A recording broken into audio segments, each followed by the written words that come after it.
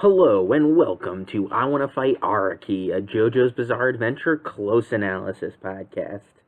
I'm Thomas. I'm Emily.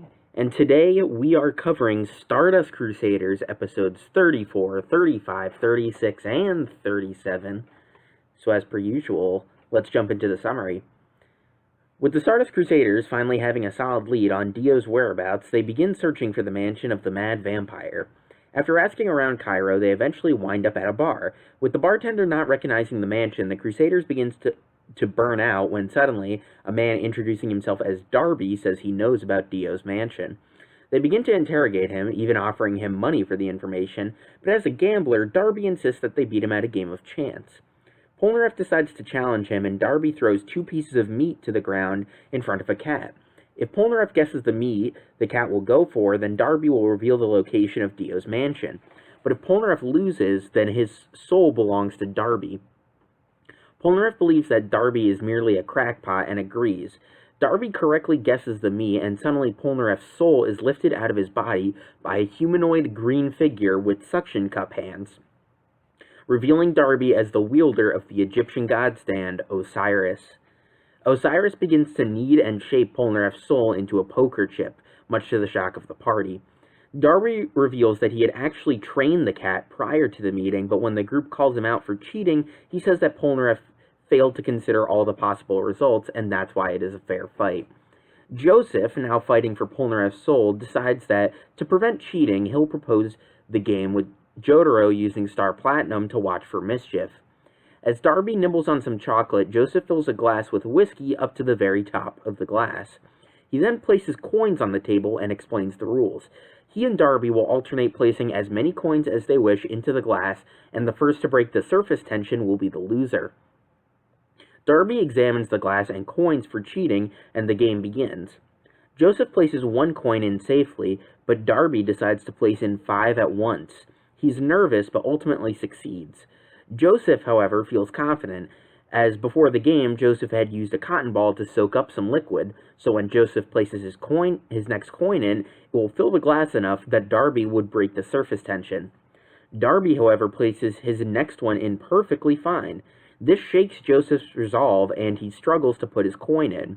Osiris then takes his soul and turns it into a poker chip, Darby explaining that while Joseph did not technically lose the game, Joseph believed that he had lost, which was enough for Osiris to take his soul. Jotaro decides that enough is enough and challenges Darby to a game of poker. Darby begins to deal the cards, but as he does so, Star Platinum breaks Darby's index finger.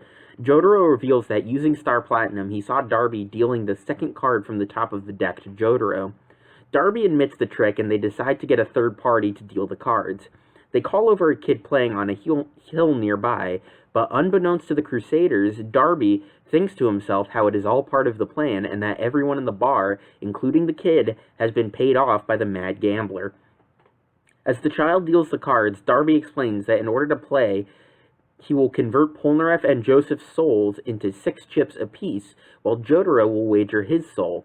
After the first hand, Jotaro is left with 3 chips, and so in order to continue playing the game, he asks Jotaro to wager Kakyoin's soul, who is still in the hospital.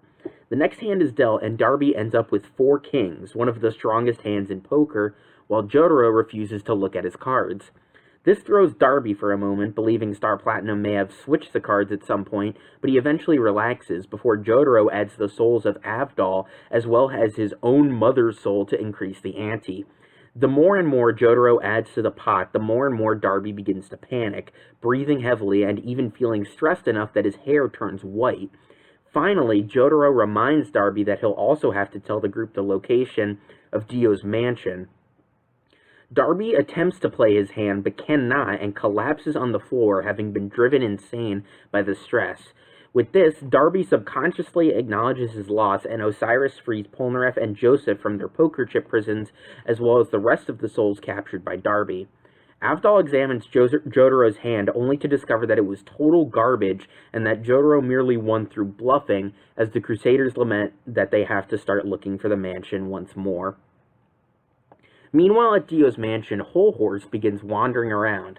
Hol Horse thinks about how no one has been able to take out a single one of the Crusaders, and that Dio has amassed a hoard of treasure that he never uses, and so Hol Horse decides to kill Dio and steal the treasure for himself. Hol Horse approaches Dio, who is disappointed by Hol Horse's failure, and so warns the cowboy that he will die should the Crusaders defeat Hol Horse once more. This strengthens Hol Horse's resolve, but when Hol Horse attempts to take out Dio as he sits in a chair, Dio is somehow able to move behind Hol Horse in the blink of an eye, not even disturbing the cobwebs. Dio is amused by Hol Horse's attempt to kill him, and Hol Horse, having lost his confidence, decides to take one last job to kill the Crusaders. When Hol Horse arrives in Cairo, he is harassed by two men at the airport who attempt to take his cab. Hol Horse blows the ear off of one of the men and is taken away in the cab when he opens his suitcase to reveal a recovered Boingo. Boingo is out for revenge, but scared about having to work with Hol Horse, while Hol Horse is dubious of the exactness of Thoth's ability. They decide to talk in the middle of the desert, where Boingo explains that Thoth's predictions are fated to happen, and the next prediction appears, showing Hol Horse kicking a woman in the head and receiving a bunch of valuables in return. The duo spot the woman, and Hol Horse attempts to disprove the prediction by resisting the urge to kick her, before ultimately succumbing to his greed. It is revealed that the kick killed a scorpion that was about to poison the woman, and so she gives Hol Horse her necklace as thanks. With the confirmation of the power of Thoth, Hol Horse believes that, with Boingo, they'll be invincible. In the main city, the Crusaders continue to look for the mansion as Hol Horse stalks them. Thoth's next prediction appears, showing that if Hol Horse sticks his fingers up Polnareff's nose, the Crusaders will be knocked out and easy picking for Hol Horse. Hol Horse doesn't believe the prediction, but when Polnareff spots Hol Horse and pins him to a wall, Hol Horse, out of desperation, puts his fingers up Polnareff's nose, confusing them both as the Crusaders approach. Hol Horse hides behind a corner with the Emperor to Polnareff's head and forces Polnareff to get rid of the team.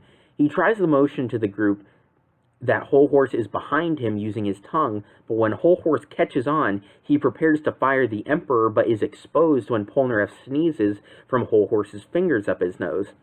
Polnareff knocks Hol Horse into some pots of oil.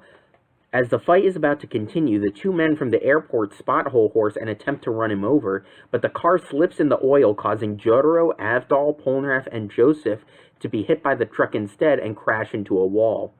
Hol Horse, now convinced of the power of Thoth, anxiously waits for the next prediction, which is revealed to involve Hol Horse firing the Emperor into an open pipe at exactly noon, so the bullets will fly out the end of another pipe and kill everyone. After bribing some plumbers to remove the pipe, Hol Horse fires the bullets at exactly 12, but Polnareff sneezes, and he and Jotaro are able to avoid the Emperor's attack. Confused, Hol Horse realizes that his watch was fast, and the bullets begin to circle back around to Hol Horse and Boingo. Hol Horse, distracted by Thoth, doesn't see the attack coming and is hit directly by them, hospitalizing himself.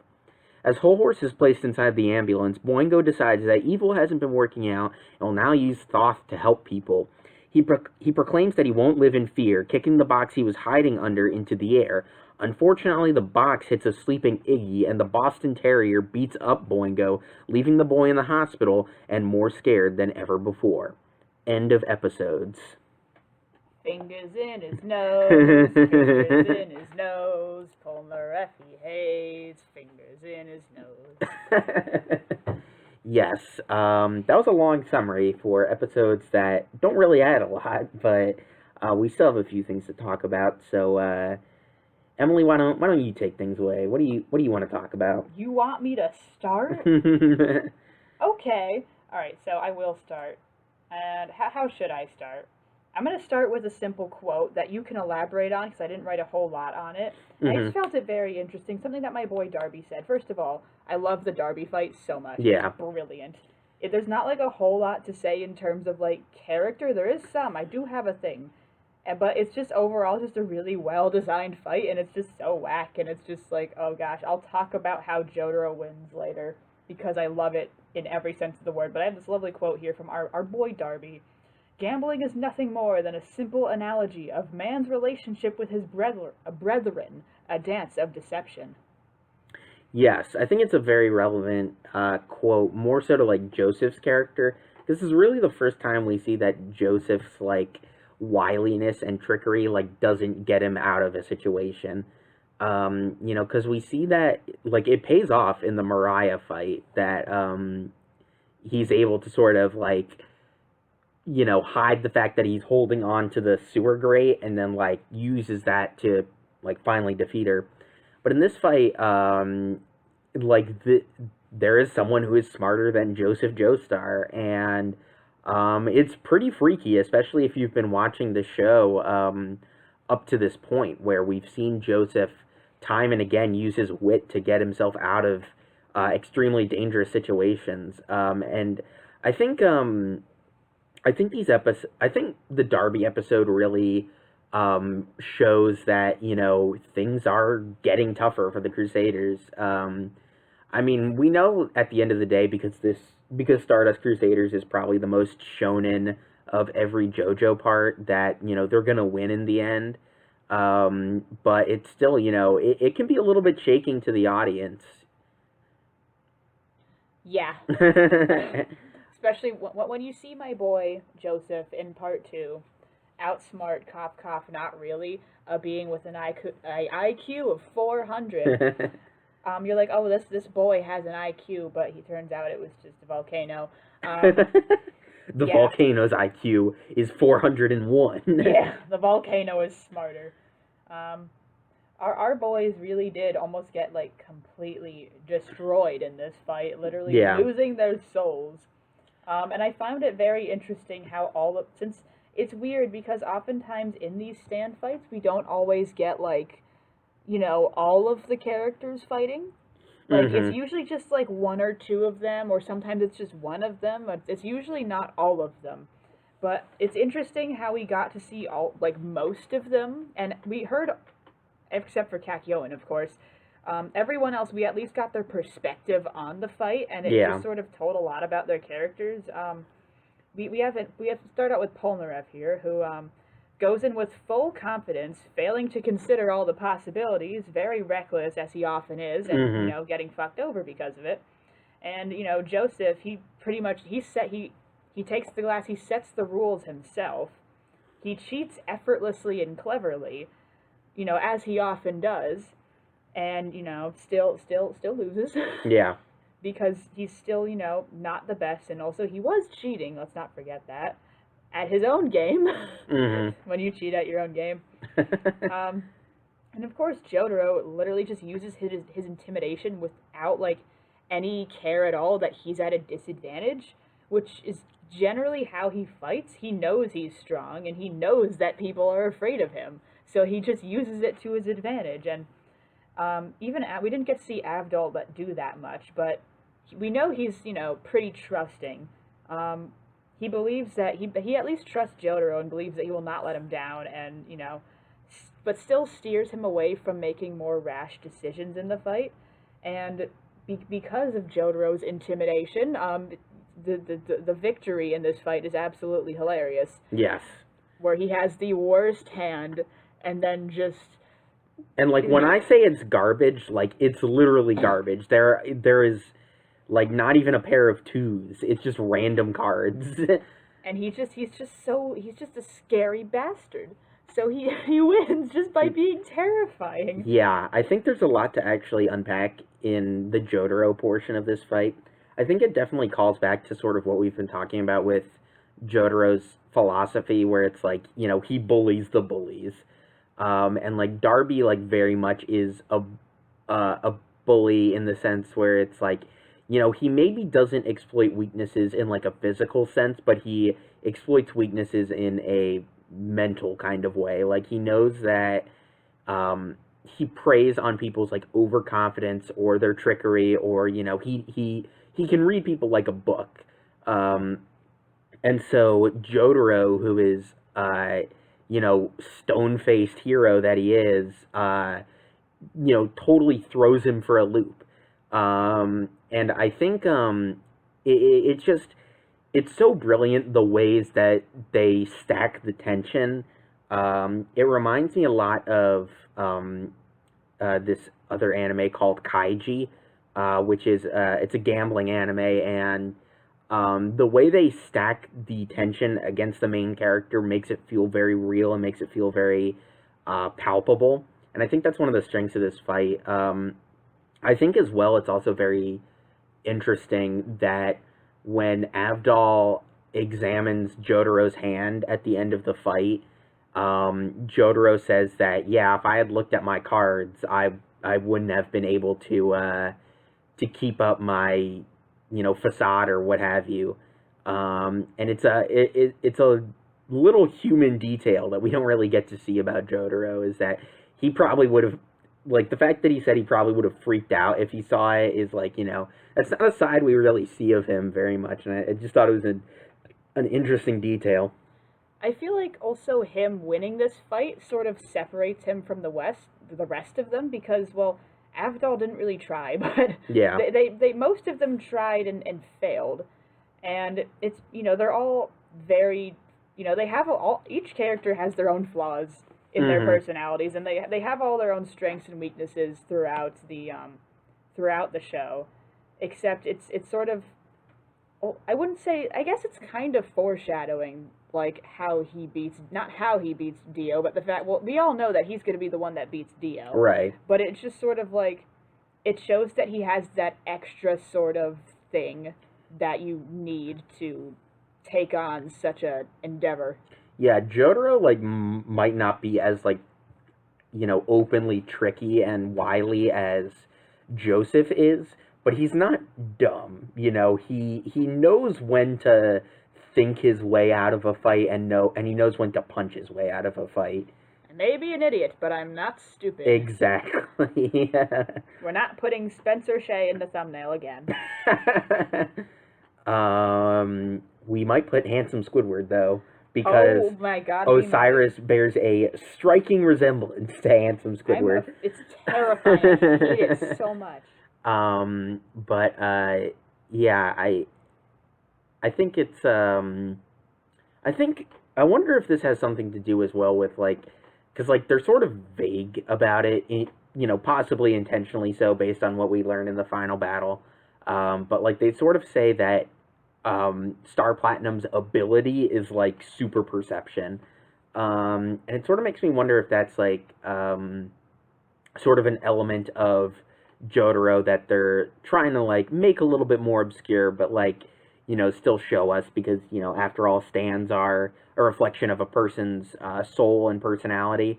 So Jotaro's, like, Star Platinum's ability of super perception could sort of be reflective of Jotaro's ability to assess a situation and, like, make the correct choice, like, whether it be to, like, get more physical or try and think his way out of it. It's like a nice little detail to chew on, perhaps. Indeed.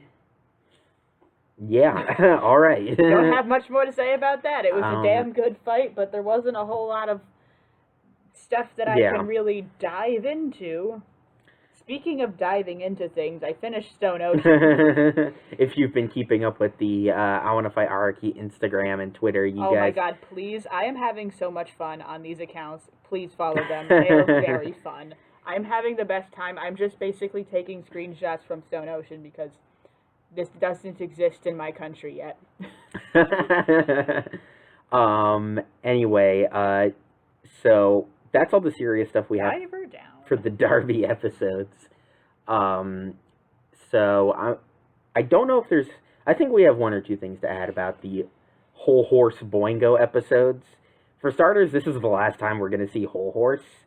How sad. I love Hol Horse. Yeah. He's fantastic. And I think this is probably, like, the most memed line out of all of Hol Horse, is when he says that Boingo's like, you're gonna dive kick this woman, and Hol Horse is like, I have it written here.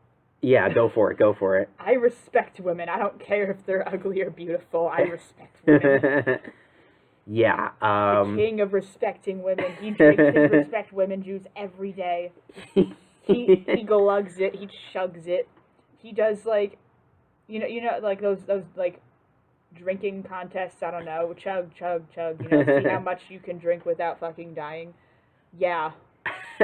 He does that with respect women juice. Yeah, I think it's obviously it's hypocritical as hell because he's a bastard. he prefaces that by saying like I have girlfriends all over the world or something like that, and it's like, well, clearly you don't respect women, but yeah, I think it's a little bit of hypocrisy. I think as well it's sort of maybe supposed to show and I'll admit that this what I'm about to say here is a little bit of a stretch. But I'm gonna say it anyway because that's the type of podcasters we are. Welcome to Stretch, where we stretch everything. We're like Plastic Man up in here. I think it's sort of supposed to be a little bit referential to Dio and like Dio's role in Stardust Crusaders specifically, where people just have this sort of reverence for him and they treat him like a god and things like that, but he's really just like, I mean, he's like a vampire. He's like subhuman, basically. And he's also a lord of shit. Yes. Like, he's a total asshole. He's a bastard. He'll kill people who are totally loyal to him.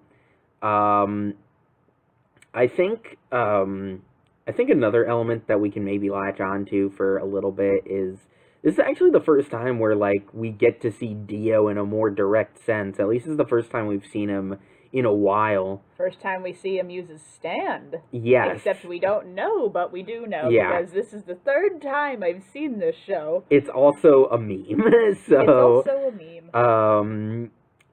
Yeah, I think it's pretty interesting. We see some like philosophical bits of Dio, just like tiny little stuff. I wouldn't say that this bit was philosophical, or else I would have written it down. I mean, all the other bits were philosophical for the most part. Yeah, and when I say like a bit, it's like a tiny bit. Like the conversations he has with Enya are a lot more interesting, and like there's stuff to talk about there. But this, I think, is just interesting that he almost considers, even though Hol Horse, obviously he's not the most powerful stand user, but certainly he's no pushover. He kind of is. Yeah, I mean, like his stand, like the Emperor is like, it's a gun, and like guns are powerful. But guns can kill people. He's also kind of a coward. Yeah, it's like Hol Horse's like weakness is his cowardice, but. Even so, like, Dio regards Hol Horse as, like, he's like an amusement to Dio. Like... Imagine keeping him around just because he's funny. I would. I mean, I understand what Dio's doing here. Like, Dio literally has a gun to his head, and, like, he still regards Hol Horse as, like, like, oh, like, look at this motherfucker right here, this little tiny bastard. I would do the same if I could stop time. Goddamn. Exactly. I would be such a bastard if I could stop time. I would be a shitlord as well. Yeah, and it really enforces like how far above Dio considers himself compared to every other character we've seen so far. I mean, he definitely had an ego and a sense of superiority in Phantom Blood, but now that he has the power of a stand, it's like been launched into overdrive, basically. I'm gonna have my servants shoot me with a shotgun at point blank range just to see if I can survive it. Exactly. Why did he do that? I don't know. Then he learned he could stop time. But yeah, I'm trying to think if there's anything else. I guess we get to see the Oingo Boingo intro or ending theme rather again. Oingo Hol Horse. The Boingo Hol Horse. And that's pretty fun. I think it's also interesting as well. Something else to latch onto is what Boingo says at the end. I mean, even though it's sort of a joke, where he's like, he goes through like a very quick redemption arc. It's like, last time my brother ended up in the hospital, Hol Horse ended up in the hospital. This isn't really working out. Like maybe I can use my powers to help people. And then he kicks the box and Iggy beats him up. And it's like, well, now he's back to being meek. I mean, it almost like ties into this fate discussion that we've been having briefly as we go along Stardust Crusaders, where it's like... Did you hear that snap? That was me. Where it's like, you can't, like, Boingo is just, like, forever destined to be, like, a meek child who is, like, vaguely evil. Like, vaguely evil. Like, more incompetent than evil, but still... I love the term vaguely evil. Yeah. I mean, there's honestly a lot of JoJo characters that I would describe as vaguely evil. Especially in part 6. Poochie be like vaguely evil until you get to the end, then he's just evil. Exactly. Just vaguely. As a treat. So, once again, just like the Oingo Boingo episodes, this is some comedic brilliance right here. Yeah. My man Araki just loves to mess around with irony, and I really do stand that. The whole thing with just when Boingo got character development, kicked the box and hit Iggy, and then Iggy was like, well, time to bite this kid. Time to beat up this child. And the whole thing with just, knowing what it's, I feel like just the stand, Thoth just, like, invites so many brilliant shenanigans, like it did last time, where it's just like, they were just misinterpreting what it said, and they misinterpreted what it said again, in which... My boy Hol Horse just freaking... it's so brilliant how the reason he messed up was because his watch was fast. Yes. It's so brilliant. You know what it kind of reminds me of is, like a lot of, like, Greek, ancient Greek tragedies and stuff are, like, based on this idea of, like, a seer, like, sees into the future, and then something seemingly innocuous happens, and that, like, leads to a domino effect where, like, it's just the worst thing imaginable is always the outcome. Shenanigans. Yeah. Like, Oedipus is totally like that, where it's like... Oedipus. Freud, how you doing, King? How we living? I bet Dio reads Freud. I bet he likes Freud. Yeah. Dio is definitely... Like, Dio believes in penis envy. Oh, yes. Dio loves Freud. Dio is a big Ein fan. Ein fan. Ayn Rand fan. Dio definitely stands Ayn Rand, alright? I'm just putting it out there. He does. I bet he reads a lot of philosophy. That's why he sucks so much. Dio, yeah, everyone hates moral... That's why he's insufferable. As The Good Place teaches us, everyone hates moral philosophy professors. Oh my god, I took an ethics class. Yeah, that's all I have to say. That's all I have to say. I have no more to add. It made me angry. I was just... The entire class was just me being angry. I will also say that something that's I find I don't even know if, well, I don't know, maybe I'll save one thing for silly stuff, but I think it's very absurdist. Like, they bring back the Oingo Boingo theme where it's like doo doo doo doo doo, or like whatever, something like that. And I think it's just like this video to hear more of Thomas singing. I'll do an English cover of all the No, OPs. you have to sing it in Japanese. I want you to suffer. I'll sing the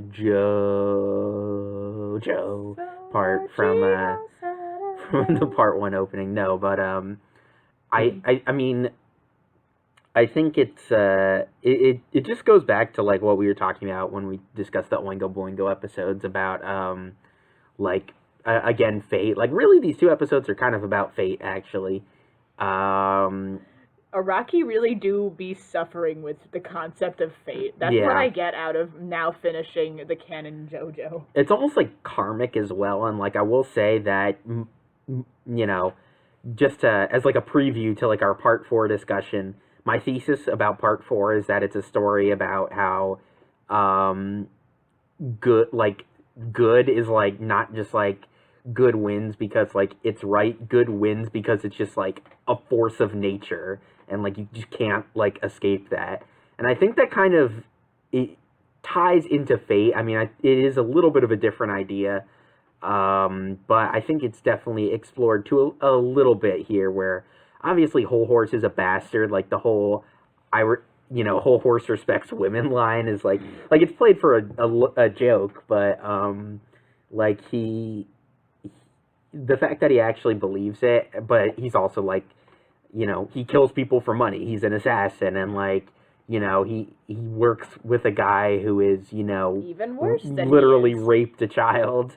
It's like, and like, yeah, like he literally gets shot by his own gun. Like that's the level of irony that Araki is playing with in this story.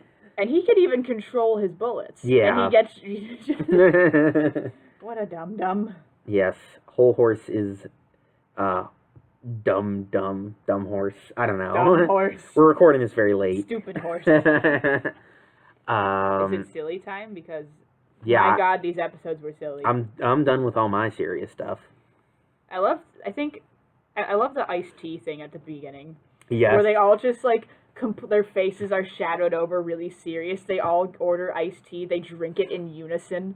It's my favorite thing. By the way, I love the payoff for that, where they all drink it, and I think it even plays like Jotaro's theme or something. Yeah, it's like menacing.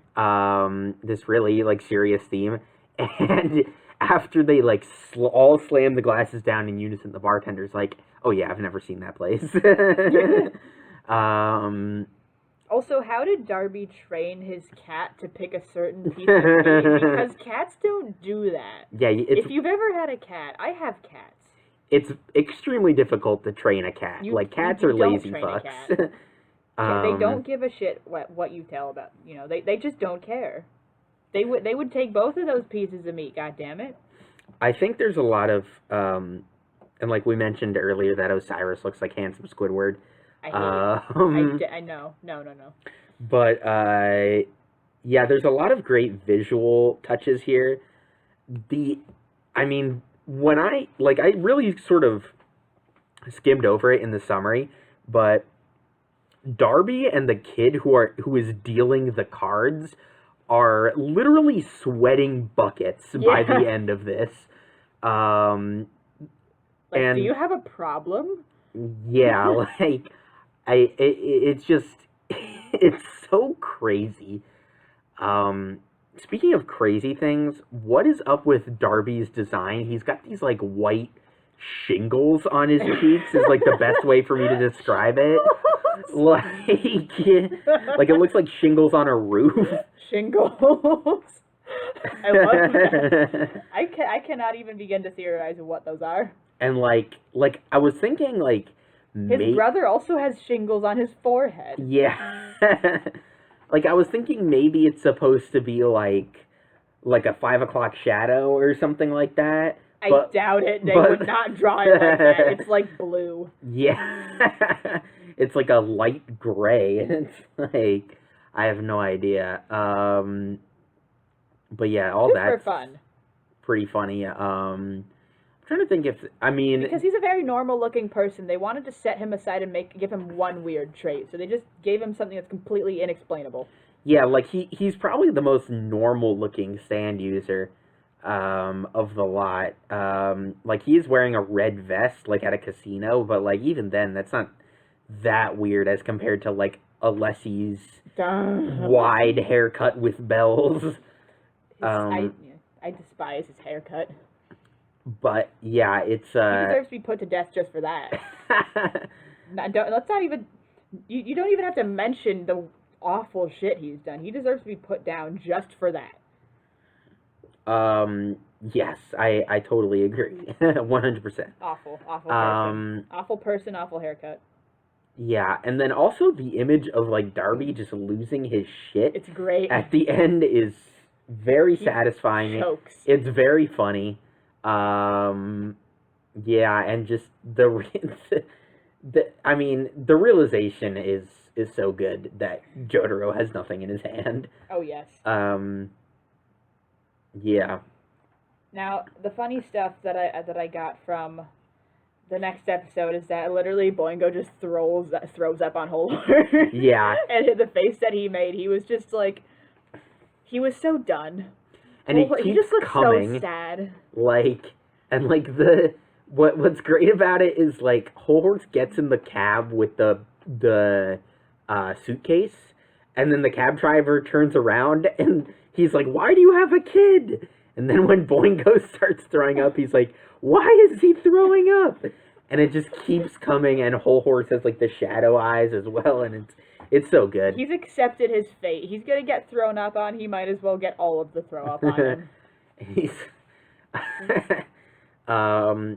the image of Hol Horse running for his goddamn life to drop kick a woman is awesome. Oh my god, it's so good. Also, the animation budget went up so much when they had Hol Horse stick his fingers up Polnareff's nose. Yes, it was like watching Nietzsche, Joe. It just got. I can't even. This like sweeping, like really scratchy art style, like right into Polnareff's nose. And that's where they end the episode, is with Hol Horse's fingers up Polnareff's nose. Well, he keeps him up his nose. Yeah. And Polnareff's like, what the fuck are you doing? Like, if you were watching this on, like, regular TV, like, that was your break. Like, you weren't getting another episode of Stardust Crusaders for another week. So just the last image you see is Hol Horse's fingers up Polnareff's nose. It's just so brilliant. It's also so brilliant how just, like, Boingo's like, yeah, you gotta shove your fingers up his nose. And he's like, what? What? So when they, Hol Horse is trying to convince, I guess I should go in order. Polnareff's trying to motion to the Crusaders that Hol Horse is behind him is great. He's, like, doing it extremely aggressively, and then his tongue turns into an arrow. And everyone's just like, what are you doing? And he's like, ugh. He's like, and they're like, oh, wait, someone's behind him. And they're like, oh, like, shit. Oh, shit. Yeah. And then, the stuff with the plumbers is awesome. Just like Hol Horse, the most scared that Hol Horse has ever been in his entire life is missing the opportunity to kill them with the pipe. And the fact that they're like, this old lady comes out and is like, here's some iced tea for you boys working on the plumbers. Like, the coins that he's trying to bribe them with just go flying everywhere. And it's so funny. But first he's like, oh, wait, I don't have my wallet. Give me the money that I gave you. And the coins drop some iced tea, and just everything hinders. Everything hinders. I also like the image that, like, you know, Hol Horse has, like, literally killed people for money and, like, is not a great dude. But, like, he still gives Boingo some money, just in case, like, he gets lost. Like, he's very protective. These are fun episodes. Not a whole lot to say. There's some stuff to say, but they're fun. They're really fun. Honestly, like, these are, I think after the Alessi and Mariah fights is when all the episodes start getting a lot more, you know, picking up the pace, and we're getting more invested because, you know, we're much closer to the finale. We actually only have, I think, 3 more episodes of talking about Stardust Crusaders. Honestly, finally. Yes. I totally agree. Although I think the Dio episodes that's going to be stimulating for us. There are some things. Yeah, we have stuff to talk about, but is there anything else you wanna add to this discussion? I am done. Okay, well, I'm done as well. So, if you want to keep up with all the silly, semi-serious things that I tweet about / sometimes talk about, you can follow me at Thomas M. Brickman on Twitter. Post-game content, my video game news and review podcast that I do with my buddy Kevin is coming back definitively. We're just waiting on some technical stuff. So if not next week, then the week after we'll start doing episodes of that live on WECB.FM. We're We're also going to be... WECB doesn't want a JoJo podcast. And we're also going to be putting those on our YouTube channel as well. So if you want to catch up, you know, it's the opposite of square up. Catch up. If you want to catch up with that, like get a feel for the show, you can follow the YouTube account. It's just post-game content. And the news and updates for that go up at PostGameCon. That's at PostGameCon on Twitter. And Emily, where can people find you on the internet? Well, I have a Twitter. It's at Emily Winkles, but you can follow me, and that's like would be pretty cool of you because I have a great time on Twitter. But you should definitely follow the IWanttofightaraki Instagram accounts and Twitter accounts. And because I post good, it is very fun. I am just ranting about Stone Ocean now. My full rants will happen later on this podcast, but for now, I'm just short rants on the internet. Look forward to our Stone Ocean discussion 1 year from now when the anime comes out. Bro, Stone Ocean tore me a new one. Alright? Yeah, and with all that said, we'll see you guys next time when we cover Stardust Crusaders episodes 38, 39, 40, and 41. We'll see you guys then.